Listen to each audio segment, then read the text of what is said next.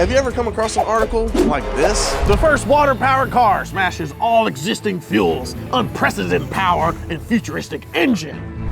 That's incredible news, but why is no one else talking about it? Well, that's because this is total horse.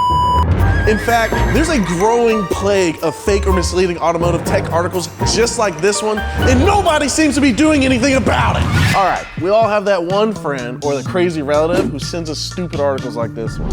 Alpine unveiled the Alpine Glow concept car in the 2022 Paris Motor Show. This innovative model highlighted the brand's research into hydrogen-powered heat engines and their integration into sports cars. This marks a significant step towards decarbonization in the automotive industry. Now, apparently, this 4-cylinder power plant reaches up to 7,000 RPMs and is powered by 3 hydrogen tanks, each holding 4.6 pounds of hydrogen at 700 bar of pressure. Now, I don't really understand what any of that means, but it sounds really cool. I'm telling all my friends to get a hydrogen-powered car. Well, that's interesting. I would have sworn the headline said water-powered car, but this article is clearly about a hydrogen-powered car. And more specifically, it's about a weird French concept car that was never intended to go into production at all. And if you dig just a little bit deeper, you'll see that this entire website is full of headlines very similar to this one. The impossible water engine that shouldn't exist. This engine runs at 90 degrees Celsius and burns water instead of gasoline. The water engine, running for the first time in history, 400 horsepower power and 6,500 RPM. Every single one of these stories ends up being about hydrogen-powered engines and not water. So what the hell is going on? I think where they're trying to mislead you has to do with where hydrogen comes from. Hydrogen is the simplest and most abundant element in the universe, and it's got 1 proton and 1 electron, and it's all around us. But it's incredibly hard to capture on its own, and one of the ways that can be done is through electrolysis. That's the process of taking water and splitting it into its core elements, hydrogen and oxygen, by running an electric current through it and then capturing the gases. We actually visited a factory in Chile a couple of years ago that's doing this exact process to create synthetic gasoline. So I guess the thought is that since hydrogen comes from water through electrolysis, that makes it water powered. But this isn't something that can just happen inside of a car. These headlines make it seem like you could just pour water into your gas tank and it'll whip into hydrogen, which your engine can then run on. What are you doing? Stop! The internet said I could. That's not how it works. Electrolysis is extremely energy intensive and wildly complicated on a large scale. Electrolysis uses so much energy that it wouldn't even be worth it. That much electricity would be better off running a motor in the form of a regular ass electric car. That factory in Chile was able to justify the immense energy usage because they have access to an unlimited green energy grid. But in the US and most of the world, 95% of our hydrogen comes from using fossil fuels. The other misleading thing about this story is the claim that hydrogen is a new revolutionary idea to power our cars. But hydrogen engines date back to the 1800s. In fact, there are already cars on the road today that run on hydrogen, like the Toyota Mirai. The Mirai uses a hydrogen fuel cell that generates electricity using compressed hydrogen gas and releases water as the byproduct, not as the fuel. That car makes piss. It's not to say hydrogen doesn't have a place in our cars in the future, but the claims made by these headlines are so far from reality that I'm calling water-powered cars busted. Look, I get it. You leased your car and you fell in love with her. She's your baby. You don't want to return her. You want to commit to her forever after. Well, with today's sponsor, LeaseIn, you can buy out your lease so you don't have to part with your dearly beloved. Hey, bud. I'd love to make that process as incredibly complicated and painful for you as physically possible. Nope, I've got LeaseIn. Oh, that's smart. LeaseIn simplifies the buyout process and keeps pushy salespeople at bay. And they work with multiple banks, so you don't have to settle with what the dealership offers. LeaseIn also arranges titling, registration, and new plates, so you don't have to waste your time at the DMV once you bought your car. Hey,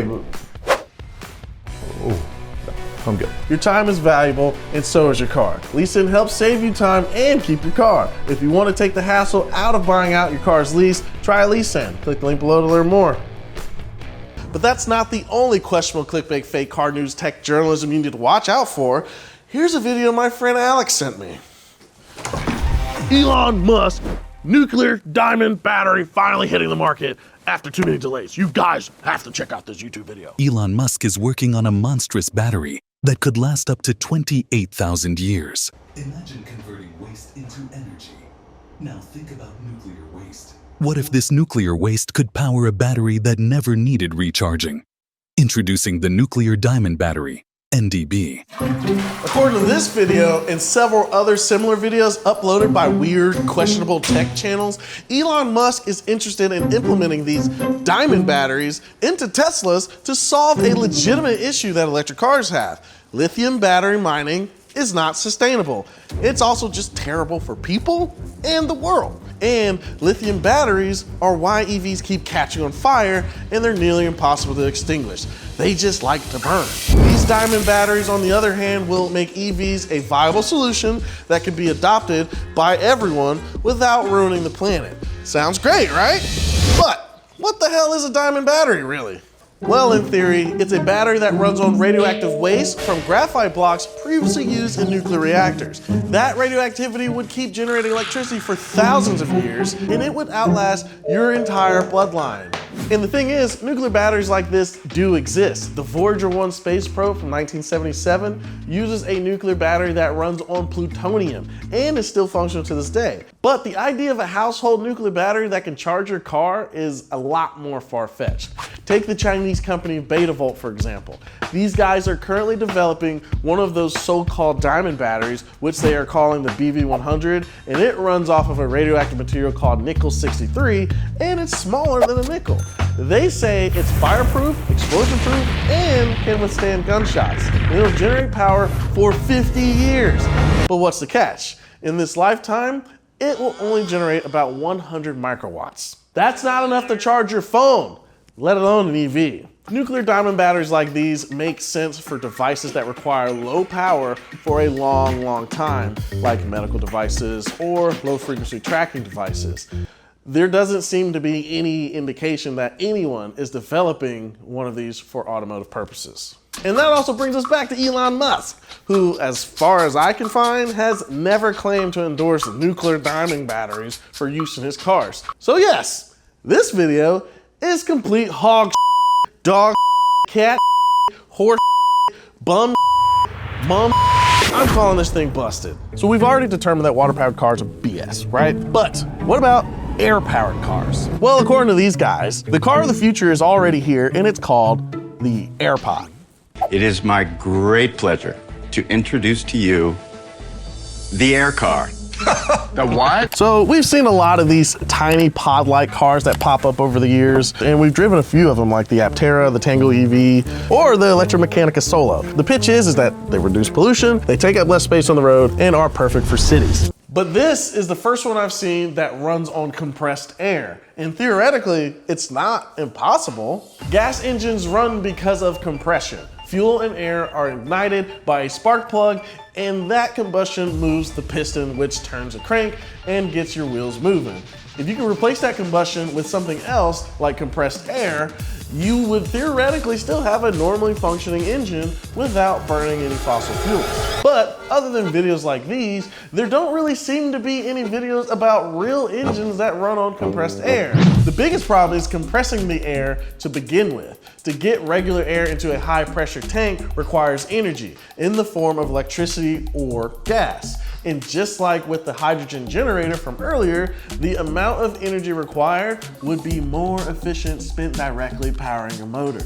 But to be honest, I think the real reason these weird pod cars haven't caught on is a lot simpler. Nobody wants to drive around in a dinky little suitcase mobile.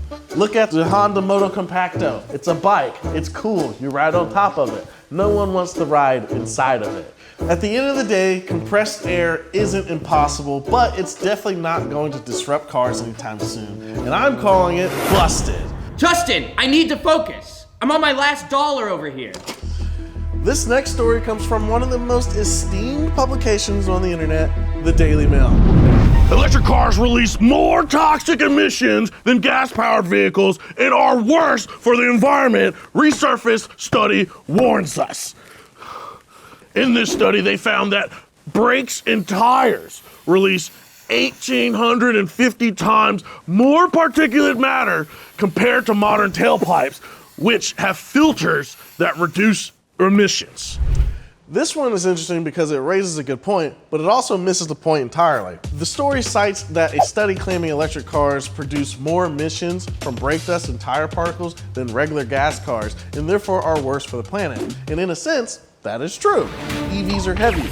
More weight means more inertia, which means more braking power is needed, creating more brake dust and burning up tires faster. And researchers are finding that the majority of microplastics in the ocean comes from tire rubber, which is bad. So, what's so misleading? Gas cars also have tires and brakes, and they are also getting heavier every year. Trucks and SUVs are selling great, while smaller car sales aren't doing as well. Every year, cars get more safety equipment and more technology shoved into them, and that makes them a lot heavier. Electric cars aren't as green as they want you to believe. Those batteries have to come from somewhere, and so does electricity. And yeah, they're heavy as but they'll probably get a little lighter once they start implementing solid-state batteries.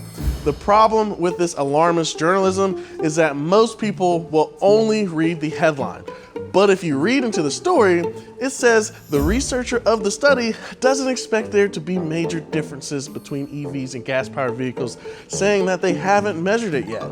So it's not really that EVs are worse, it's just that cars are polluting tons of microplastics in general. I'm not defending EVs here, but this headline is busted. We've got one more to cover, and it might be the juiciest one of them all.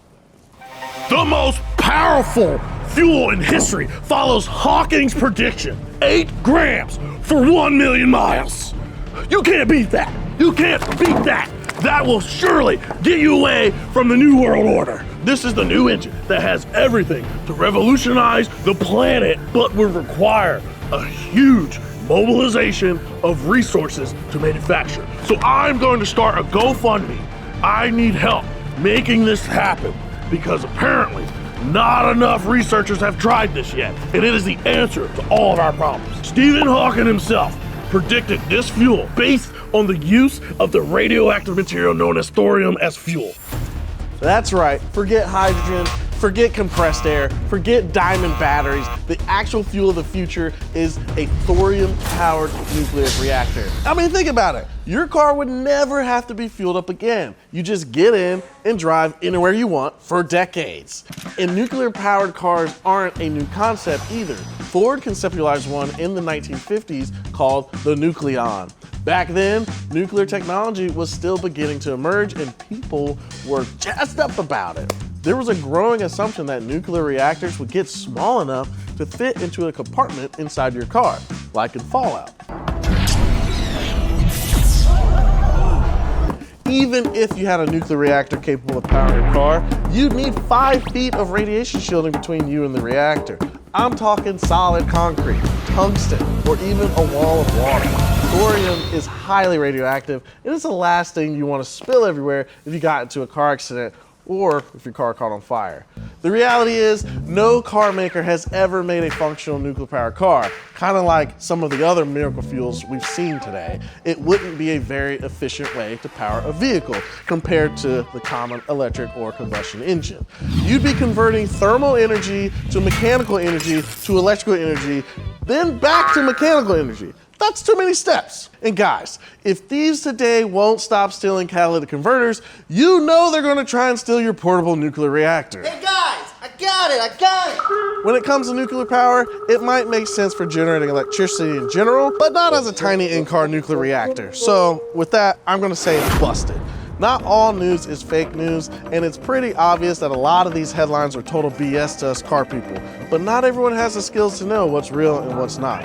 It's important to read past the headline, check the sources, and not believe every single thing you read. And remember, if it sounds too good to be true, it probably is. So thank you guys so much for watching. I hope you enjoyed this video here on Donut. Check your friends, make sure they do their research so they don't end up like my buddy Alec Bones here. Y'all have a good one.